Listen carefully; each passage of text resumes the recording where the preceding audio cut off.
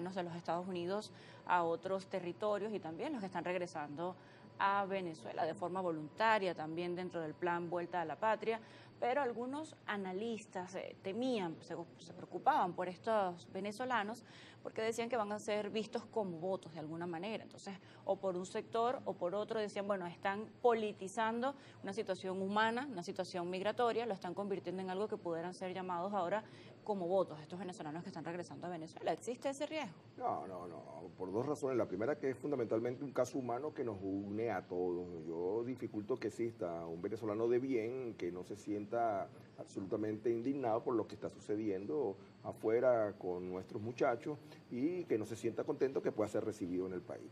Y segundo, que las cifras son relativamente modestas.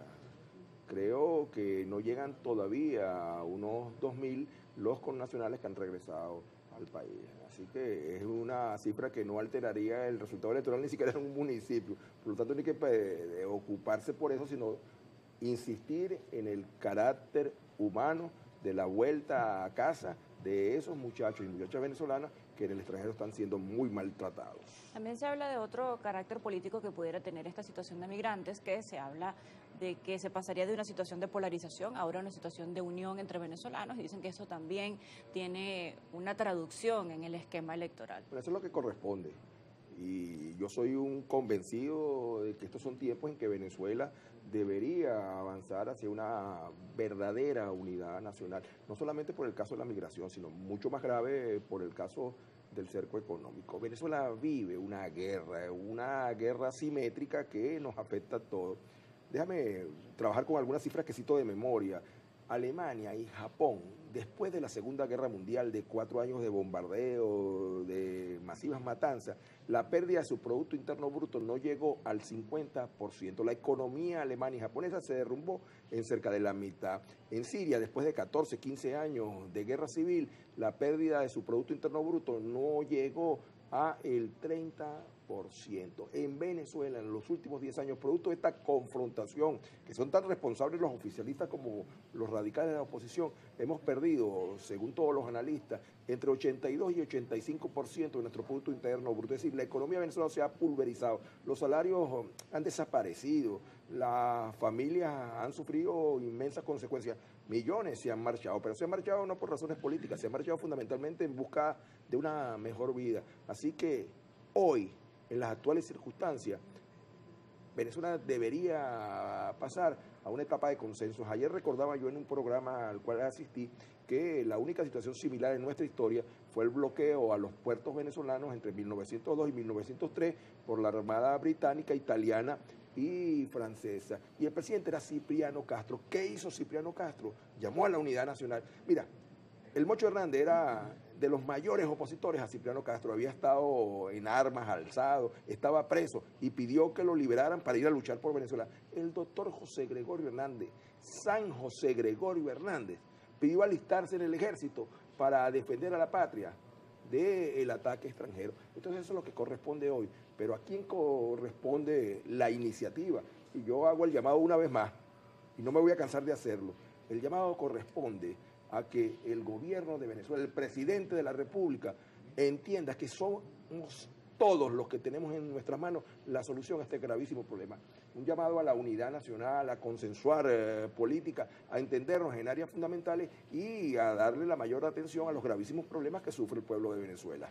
Ustedes puntualizan, desde este sector de la oposición, desde Acción Democrática, puntualizan estos problemas que viven los venezolanos a pie, el ciudadano común, y señalan que hay que votar para mejorar estos problemas, para salir de estos problemas, pero precisamente son estos problemas los que tienen la atención cotidiana del venezolano. Por ejemplo, estamos ahorita en un momento de emergencia climática con un ahorro energético, se habla también de una brecha cambiaria con respecto a la moneda, se habla de estos bajos salarios. Entonces, ¿cómo invitarlo a votar para que cambie esa situación cuando esa misma situación es la que quizás mantiene su atención en lo cotidiano? Entonces es como una situación paradójica en la que el venezolano dice, bueno, o me ocupo de la situación electoral o me ocupo de mi situación del día a día. ¿Cómo se solventa esto? Ese es nuestro gran reto. Nosotros estamos en esta situación de hoy producto de una confrontación que ya lleva muchos años, que una vez más, es responsabilidad del oficialismo por una parte y del radicalismo por otro. Nosotros nos inscribimos en una parte del espectro político partidista que reconoce que solo por la vía electoral se pueden dirimir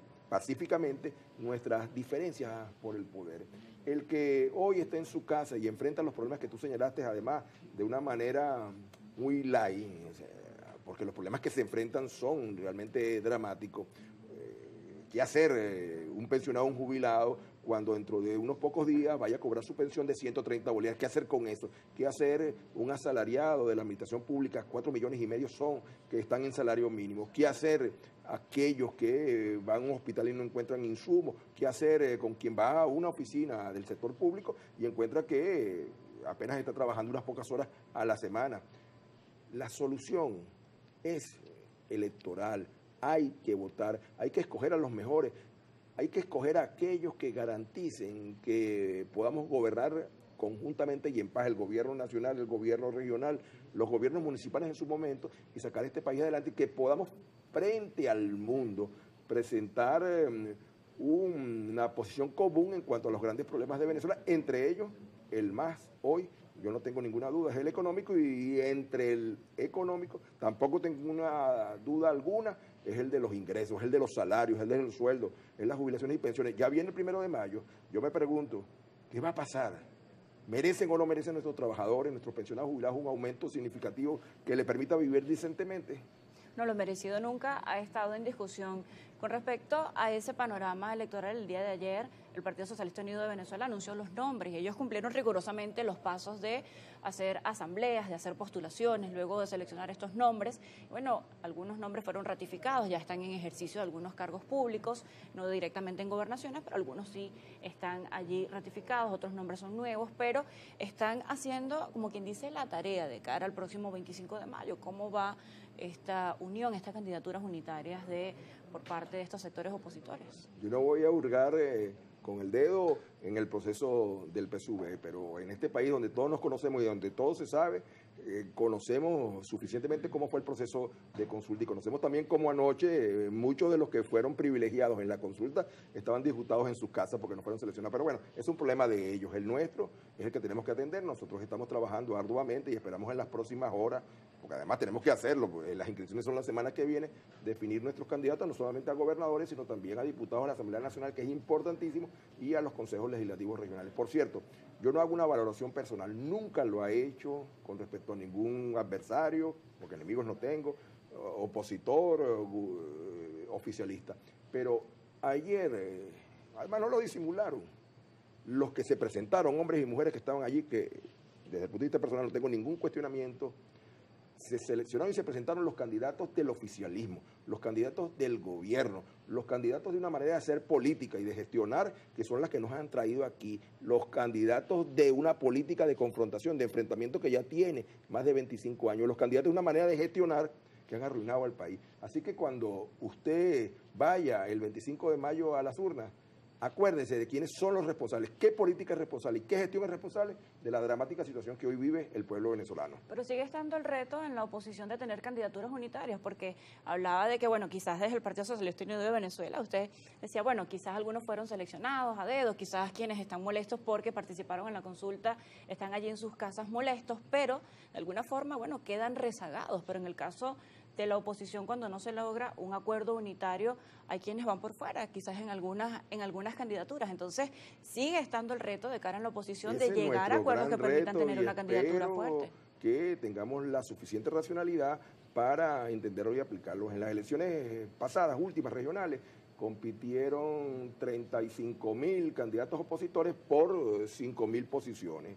Era obvio el resultado y además allí están los números que no mienten. En cada estado los resultados pudieron haber sido distintos si hubiésemos marchado juntos. Hoy esa es nuestra gran responsabilidad. Si no es así, no se le podrá ver ni siquiera la cara a nuestra familia. Si nosotros somos responsables de nuestra propia derrota, teniendo en las manos las posibilidades de alcanzar una victoria extraordinaria en cada estado, en cada localidad, no podríamos seguir, no deberíamos, sería vergonzoso seguir activando en el quehacer político. Yo estoy convencido de que hoy estamos en un buen paso. Yo de aquí salgo a la carrera, a Maracay, donde me esperan 20 jefes de 20 partidos políticos opositores de Aragua. Y allí, en un ambiente de familia, hemos venido construyendo esa unidad por el cambio, porque ni siquiera es opositor, es por el cambio, porque aquí hay, es cierto, militantes del oficialismo, militantes de la oposición, pero la gran mayoría de los venezolanos está desesperado porque las cosas cambien. Nadie puede estar satisfecho con lo que hoy sucede en Venezuela. No, la abanderada por el Partido Socialista Unido de Venezuela en esa entidad lleva 2 gestiones ya en un cargo público. Esto no representa también un reto de alguien que ya quizás tiene esa conexión con algunos electores, con algunos habitantes y ha repetido. Esto quizás puede ser alguna señal de que el reto sería mayor. Le repito, yo no hago valoraciones personales, pero cualquier candidato a gobernador, a diputado y eventualmente a legislador regional y concejal y alcalde, cuando llega el momento, son los candidatos del oficialismo, son los candidatos del gobierno, son los candidatos, además no lo ocultan, lo dicen en su flyer, son los candidatos de Nicolás Maduro Moro, presidente de la República, son los candidatos a hacer política y a hacer gestión de una manera tal que nos tiene en esta situación. Nadie, absolutamente nadie, de los candidatos postulados ayer puede demarcarse de lo que son 25 años de fracaso que han arruinado al pueblo venezolano y de confrontación. Y si hay algo que necesitamos a partir del 25 de mayo, es que tengamos la capacidad de entendernos. Y en mi caso particular, y lo saben suficientemente, he demostrado que tenemos la capacidad de consensuar, de entendernos, de conciliar y además de gestionar. Yo pudiera decir, en atención a la que tú señalas, que puedo exhibir una larga trayectoria de gestión en el sector privado y en el sector público. No solamente porque he sido legislador regional, nacional, gobernador, en 2 ocasiones reelecto, presidente de la Asociación de Gobernadores, por cierto. En Aragua, yo cuando ejercí como gobernador y era el presidente de la Asociación de Gobernadores, una de las cosas que más disfruté fue la capacidad que tuve de entenderme con Didalgo Bolívar, gobernador entonces de Aragua, y con Arias Cárdenas, gobernador entonces de Zulia, 3 posiciones políticas distintas para defender a las regiones. Hicimos posible la ley de asignaciones económicas especiales, la ley del FIDES, que transfirieron no solamente competencias, sino recursos a los estados. Hicimos una tremenda gestión de gobierno, que es lo que nos proponemos en los próximos años. Gobernaremos Aragua para el bien de todos los aragüeños sin excepción. Bien, reiterando el llamado a la vía electoral, indistintamente de su apreciación o de su inclinación política, se reitera a todos los invitados que se sientan acá ese llamado a la vía electoral el próximo 25 de mayo. Gracias por acompañarnos en Primera Página. Próximamente estaremos actualizándonos nuevamente acá en este espacio. Hacemos una pausa, los dejamos con Ecoprácticas.